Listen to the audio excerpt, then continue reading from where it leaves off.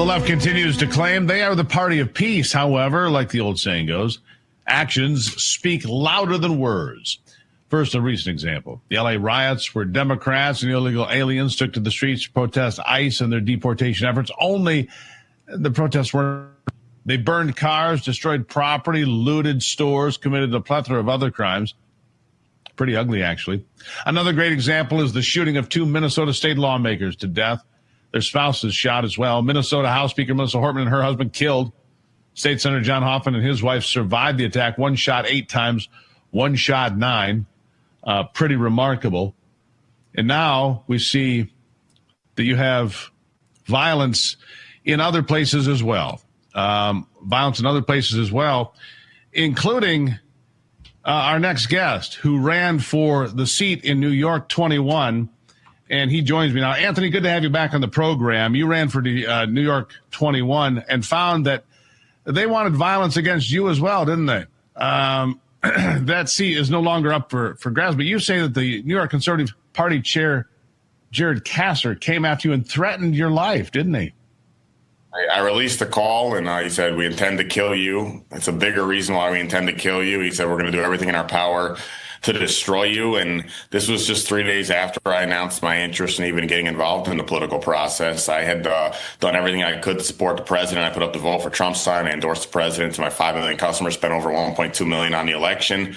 Following the election, a guy named Roger Stone reached out and invited me to dinner and immediately started encouraging me to run for Congress. So I took that as a good sign. Roger gets in the corner of some of the best and the best there's ever been. And I said, geez, I'd like to have Roger in my corner. I'd like to work with Roger. So I said, I'm going to do it. I'm going to run for Congress. A few days later, I get a call from the conservative chairman, who I thought would be kind and welcoming, and instead he was very hostile. I ended up recording the call due to his hostility. It was concerning the way he was talking. And next thing I know, he's saying, we intend to kill you. He said, it's a bigger reason why we intend to kill you. I said, a bigger reason? You already had a reason before we even had this call. And he said, we're going to do everything. So is it rhetorical? I got to ask, Anthony, was it rhetorical? Or, do you think he was seriously threatening to kill you?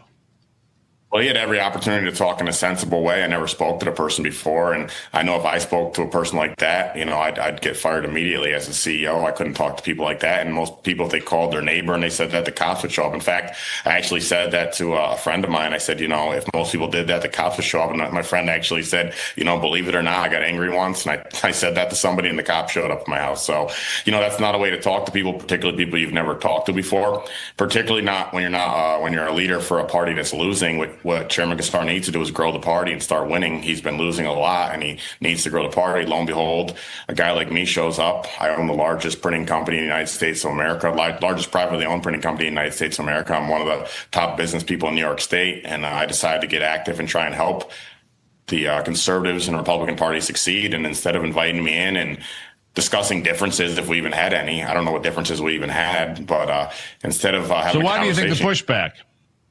Why do you think the pushback? Why the threats? The same reason that President Trump had the pushback when he first got involved. If everyone remembers, he had a tremendous pushback from the Republican Party from his own side. Everybody loves him now, but the Republican Party rebelled against him. The Democrats rebelled against him.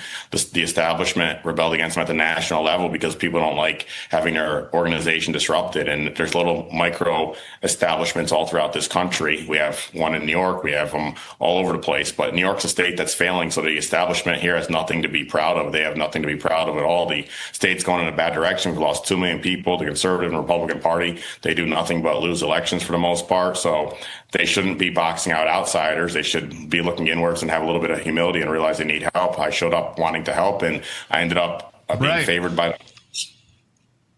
Yeah, are you going to stay in politics, Anthony? Last question to you. Are you going to stay in politics and do it again? At least Stefanik stayed in New York 21, so it's not a seat that's available anymore, so that kind of became a moot point. But will you still be around?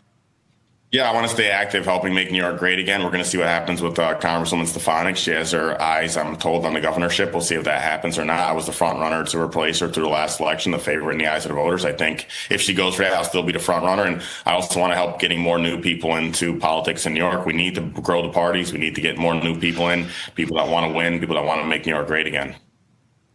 All right. Anthony Constantino from Sticker Mule. Sir, thank you for being here today. Thank you for having me.